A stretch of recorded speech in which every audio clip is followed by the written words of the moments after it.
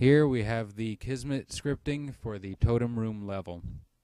As you can see, most of it is contained in subsequences for cleanliness. This is the beginning of the level. Up top we have a delay that turns on a light and plays a little chick sound.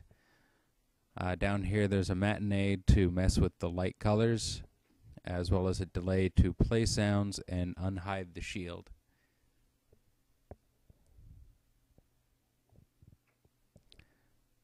Moving on, these are the pillars, and here's the broken steps that come up at the beginning.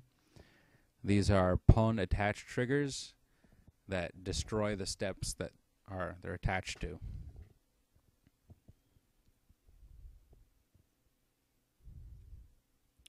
This is the raising pillars.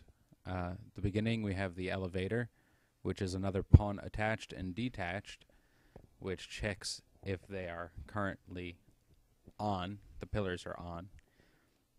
And if the player attaches and detaches, the matinee of the elevator going up and down gets put into reverse or forward so that he doesn't have to wait.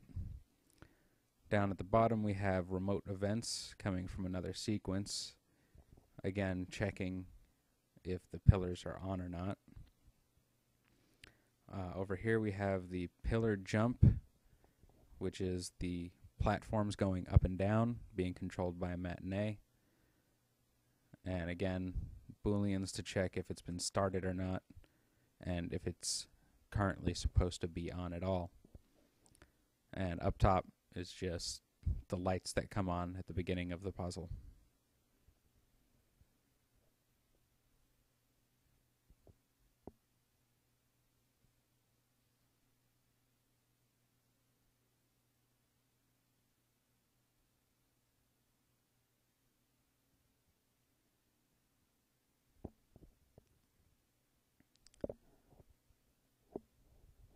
This is the end of the whole level, and we have the trigger in the center of the room that makes the doors open,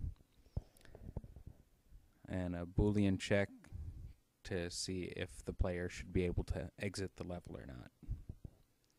This is the block that is blocking the bridges from falling, and this is a take damage to destroy itself if it's shot.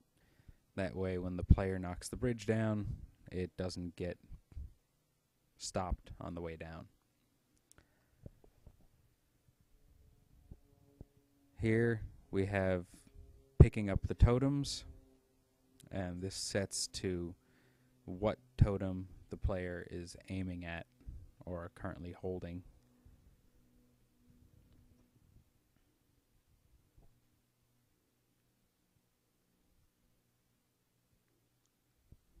It modifies that variable targeted totem, which gets passed around quite a bit.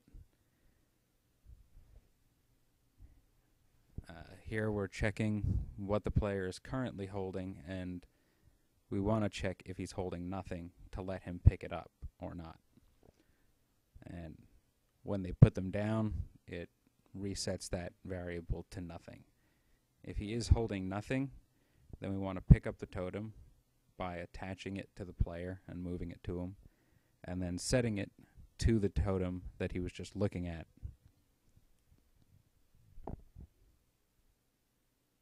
If he's not, or if he is holding something, we want to make sure he can't pick something up again, and make sure he isn't being able to pick up the same object twice or two objects at the same time.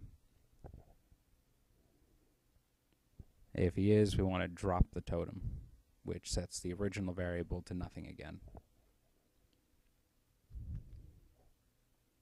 In here we have puzzle logic for most of the puzzles. This is turning them on and off.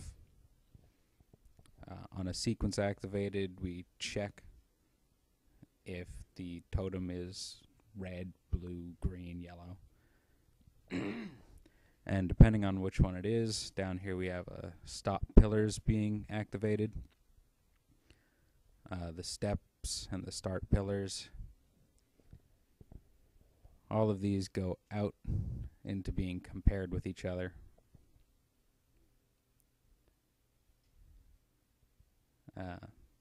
Over here you can see where those two sequences fired off the start and stop pillars out of there.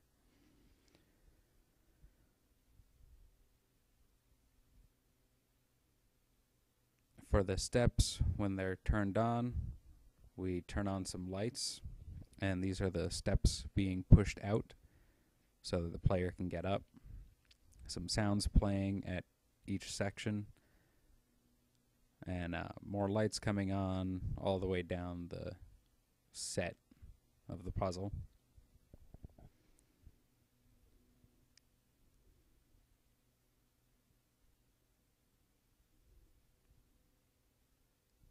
Again, if the totem is picked back up, we want to reverse the whole thing so the player can't go up anymore. Over here we have counters for ending the game. These two int counters are increment and decrement. So when the player finally gets all 4 pillars on the end pad, the final sequence will play through, which is over here.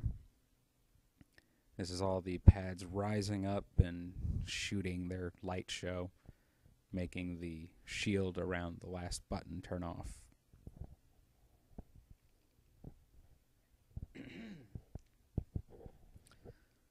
And up here, more lights getting turned on. That's for the first set of steps that the player encounters on the left side of the room. This is a check to see which pad the player is trying to put the totems down on, and to make sure that they're putting them down on the right ones. And also to set the player holding back to nothing, or the local pad back to nothing when he leaves.